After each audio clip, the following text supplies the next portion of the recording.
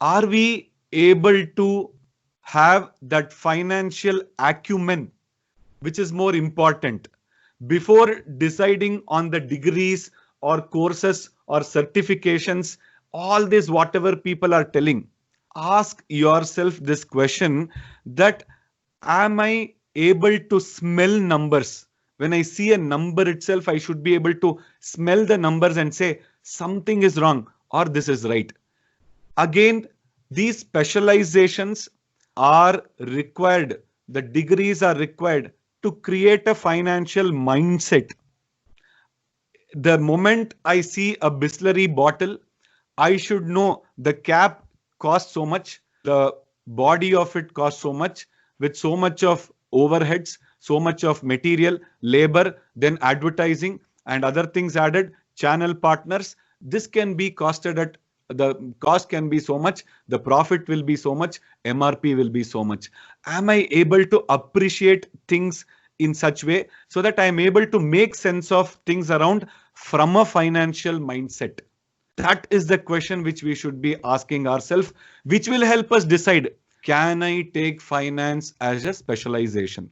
So courses and degrees may be pursued, all of you. Even this is a question which will be ongoing for you, that even after taking your specialization, you will be having this.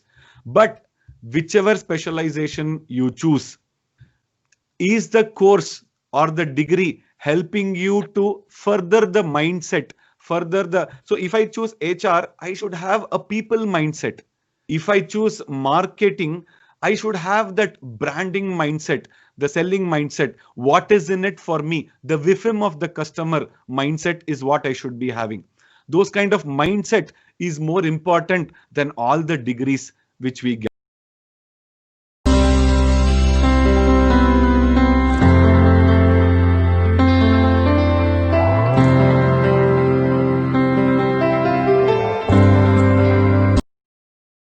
So, what are those illustrative opportunities in the world of finance?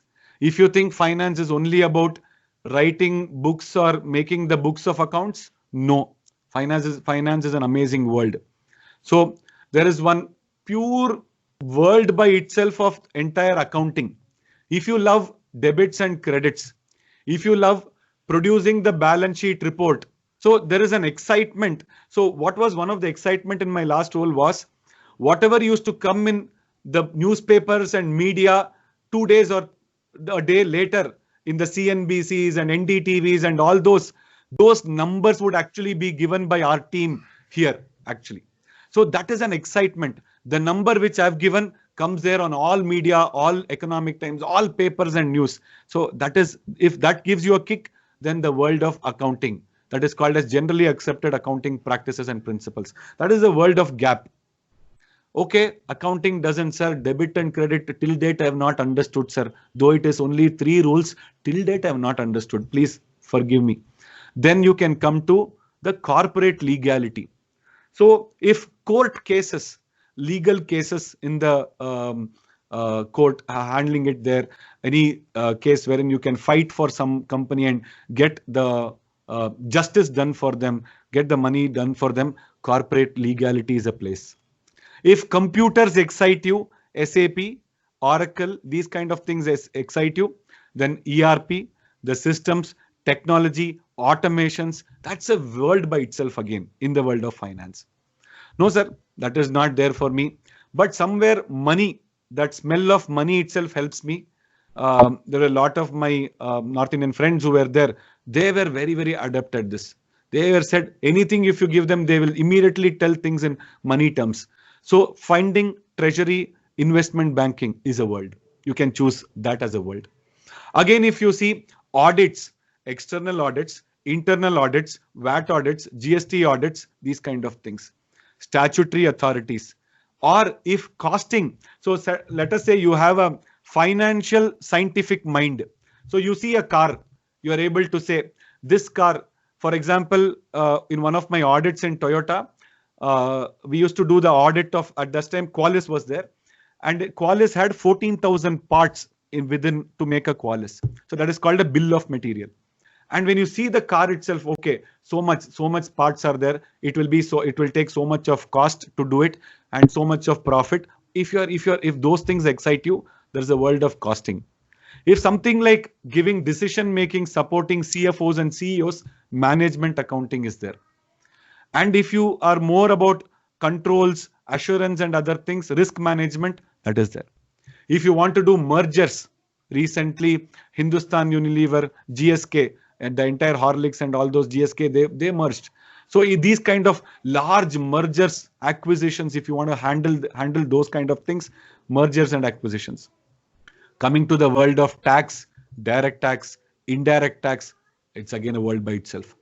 Apart from this, if you are more of the investigative kind of stuffs, Byomkesh Bakshi's types from a finance, forensic or investigations is a beautiful place. One of our assignments there, again, we just analyzed. So sitting in one place, you can go through data, tons of data, have lot of logics, exception reports, and you can find out these. There you will use all your brains. You will use all the sources on Google. So sitting in using Google Earth, you can find out whether that company is there or not. Then you will go to the other pictures, their social accounts, you will see. So forensic and investigations in the financial frauds and all is a great place to be. Finally, consulting by itself is a great place. But what is actually needed for all these, at the core, the heart of this is, you need to have a strong technical skills. You need to have voracious reading skills to keep you updated, high commitment, a teamwork, perspective, and above all, common sense. So popular proverb people keep saying, it's called common sense because it's the most uncommon thing in the world.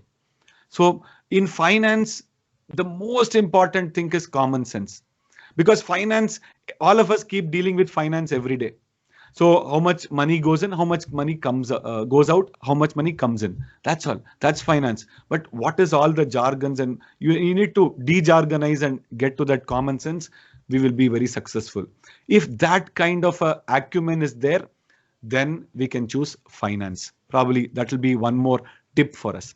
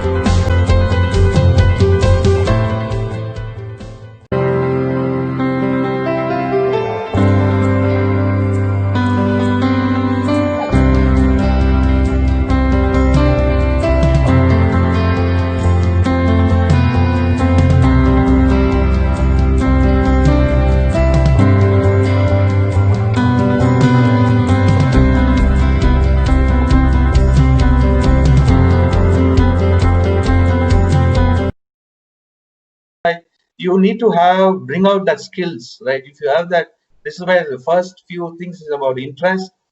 Don't mix interest and hobbies, right?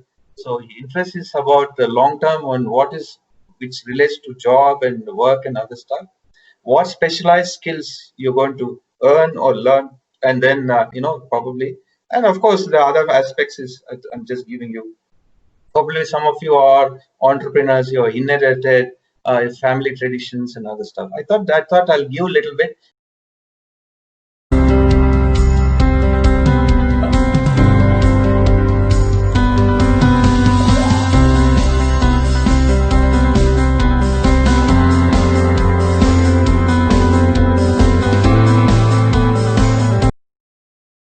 And how HR's role in career development in terms of how they help you. They help us in, you as a HR, I'm sure a lot of you are going to be, how do you work with employees, mutual goal setting. You have to be very fair and, give a fair career paths. The people join companies, right? So that, there is a wonderful place to work, right? Going on site. Probably now it's not a time, but some people would love to go globally, work, and come back right later on. And then you see what are the competencies and what career development. So this is again, see, it's all drilling now to the specialization. This is the bigger picture, and how we step up one band. Of course, if you see all these are the factors from HR perspective. What sort of qualification?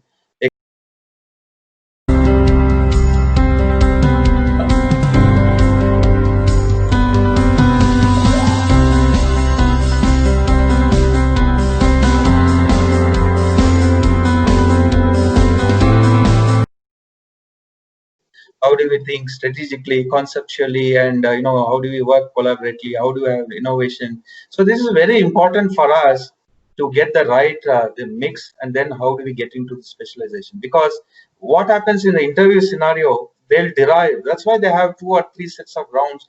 They want to dig deep, right? Or if there is a flair for you, or are you into right side of your attitude, and how does the role fits in, right? And probably one is you are as a HR is going through this, and you as a HR, you're going to have again recruitment, right? You're going to recruit the right person for your organization.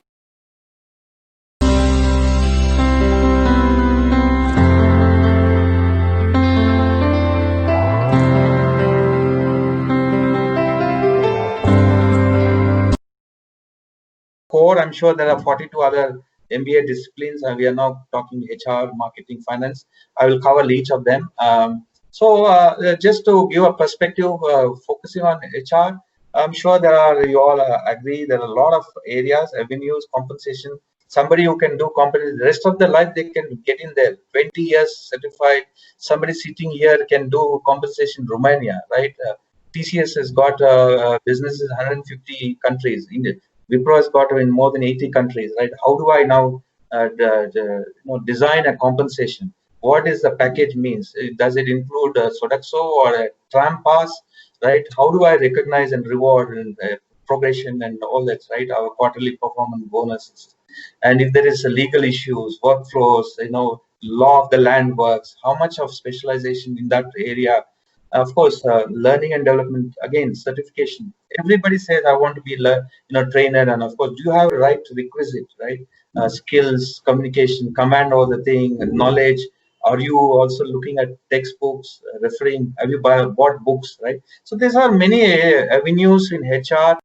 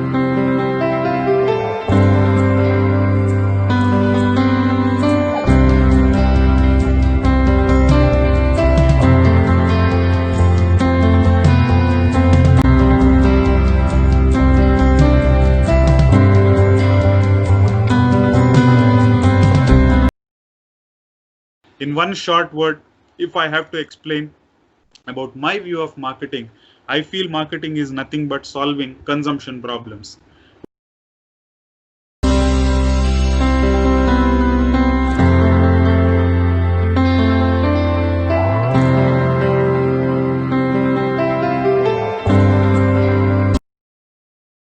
There are more of sales related jobs in the market than non-sales jobs. Sales is the only function that will earn money and bring revenue into the company. And currently, every company is struggling, and every company which you see is realigning itself into getting better in terms of their sales, and only selling. The people who have good sales skills are going to be in demand in large numbers in the next period to come. So if we are not having sales skills, and if we are averse to sales skills, then think twice before taking up marketing, because it is likely that you will find these entry roles which are related to sales, and you need to have selling skills. So the more you learn about sales, the more you are familiar with sales skills, the more you practice these skills in the next 1 year, the more likely you are going to end up in a job.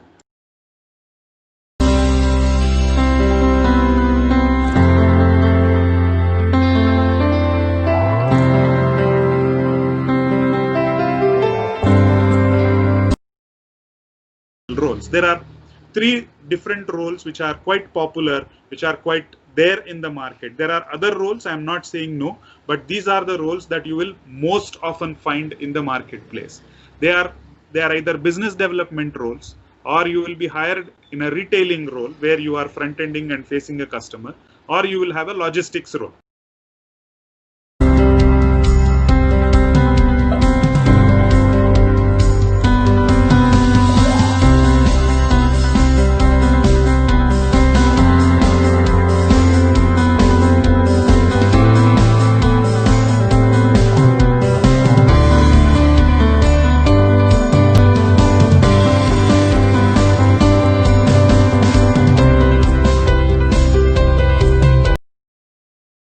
Things to share in this section. First one is there are businesses that will take a lot of time to recover. There are businesses that will have short recovery time, and there are businesses that will zoom. Our opportunity lies in the last 2 categories, because the first category we do not know how and when things are going to come up, and therefore they are going to take a lot of time. The list that I am going to present is not very exhaustive, but just to give you an idea of the kind of things that are possible for us, and probably we should keep looking at honing skills in these areas. One of the things that you will see, there are 2 businesses that will take a long time to grow. One is tourism and travel. People are not going to go anywhere, even though the borders are going to be opened up and invitations are going to be sent. People are going to take their own time to make sure that everything is safe, and unless the feeling of safety from COVID-19 infection comes down, the tourism and travel industry is not going to boom. So it will take, we don't know, maybe a year, couple of years. It all depends on how the healthcare sector is gearing up for that. And once we have vaccines and preventive care, which is very, very effective, this industry is going to grow. All events have been stopped, and they continue to be stopped. Recently, I was asked to submit a feedback for schools for my children, in which I myself have clearly told, unless I know my kids are safe, I'm not going to send them to school. And this opinion has been reflected across, and a lot of people are also opposing online education and so on. So basically, physical gatherings anywhere are not going to happen because of the fear that is existing about the infection in the market right now. So weddings, meetings, entertainment, sports, all of these events are not going to happen in the short run. People will keep trying 1 or 2 things, but we don't know really what is going to work in the long run. There is no predictability. There's a very volatile situation in the market for these 2 types of businesses, and you can expect that these 2 businesses will take a very long time to recover. Businesses that have in the short run that are going to recover, I would like to take 2 examples in this area. One is banking, finance, and financial services and insurance sector. BFSI has been working, but at a lower level in terms of the services that they are providing at their branches physically. Most of this business can also be done online. So most of the firms are gearing up, most of the financial institutions are gearing up for more online presence. However, one of the biggest hurdles here is the cybersecurity opportunity that we have, and that industry will that aspect is going to be strengthened in the short run, because it's not very difficult to have encryption enabled and so on and so forth. It's just a matter of time that they will figure out a solution and move forward. So all banking, financial services, and insurance sector will open up in the short run. Logistics and drop shipping, people have been working for only essential goods. Slowly, one by one, other things are coming up. And since physical gatherings are not going to be really rampant, this drop shipping and logistics are really going to come back and boom in the short run. There are businesses that are already zooming and continuing tools. We know video conferencing tools. There is a lot of hangama about Zoom and Microsoft Teams. Google has come up. WhatsApp is joining. Everybody and their everybody and their neighbor is right now on video conferencing tools, and there is a mushrooming activity there. It will settle down in the near future. The competition will be only amongst a few big companies that are offering better services and so on. So it is all again, it will come down to a matter of pricing, and once pricing is there, then all these things will start working out. Educational technology tools are going to grow. There is a huge demand for whiteboard software. People want to write something, then they have to share their whiteboards, and that will enable them to look at. There are video editors that are being on the rise, screen annotators that are rising, and learning management systems where people are putting up their training videos and webinars, and all those tools are going to really pick up. They have already started showcasing growth in the last 1 or 2 months time, and they are going to continue in the near future. Again, e-commerce will rise, as I said. Books, payment tools, essentials like groceries, food, etc. They're all going to grow in the near future. The list that I have provided, are the kind of overview that I have given here, is not an exhaustive one, but an indicative one which will tell you the direction in which businesses is going to grow. There may be a lot of things that you can add to this list, but I think you have to be watchful about these particular areas so that it is easier for you to search for opportunities, build your skills in these directions, and move forward in the near future.